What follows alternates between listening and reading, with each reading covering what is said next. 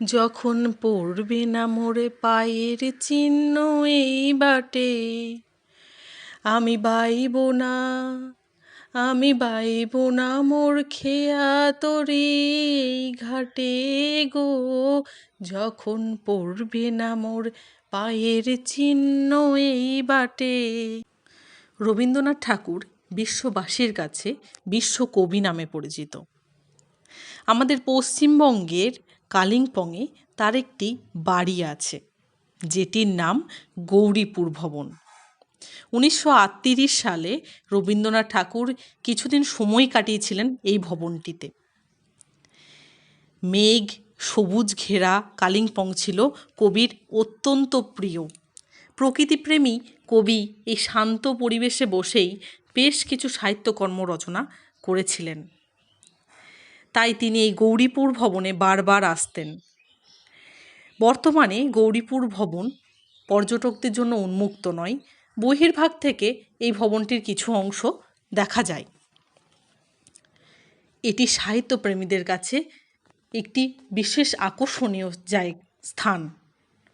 রবি ঠাকুর, যিনি বিশ্বকবি, আমাদের সংস্কৃতির ধারক ও বাহক, তার স্মৃতি বিজড়িত কালিম্পংয়ের বাড়ির আজ ভগ্নপ্রায় অবস্থা।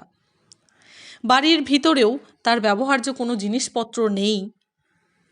এছাড়াও জানলা দরজা সহ বাড়ির বিভিন্ন অংশ আজ ছেড়ে ছেড়ে পড়ছে এবং কিছুদিনের মধ্যে এটি রক্ষণাবেক্ষণ না হলে এটি আর সংরক্ষণ করা সম্ভব নয়।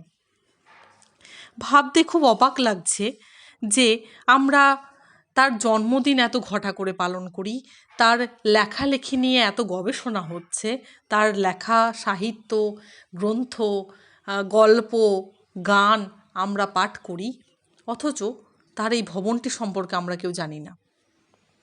এখানে বাইরে একটি নেম প্লেট আছে, এখানে দেখা যায় এই ভবনে কবিগুরু রবীন্দ্রনাথ ঠাকুর বাস করিতেন এবং 25শে বৈশাখ 1345 সনে জন্মদিন কবিতা আকাশবাণীর মাধ্যমে আবৃত্তি করিয়াছিলেন।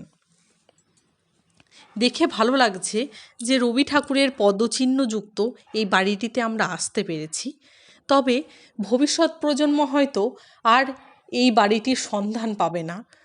তাই আমি এই ভিডিওর মাধ্যমে আপনাদের দ্বারাই পশ্চিমবঙ্গ সরকার এবং প্রশাসনিক মহলে এই খবরটি পৌঁছে দিতে চাই, যেন দ্রুত এই ভবনটির সংস্কার হয় এবং এই ভবনটির সংস্কার না হলে আর কিছুদিনের মধ্যেই হয়তো এটি ভেঙে পড়বে।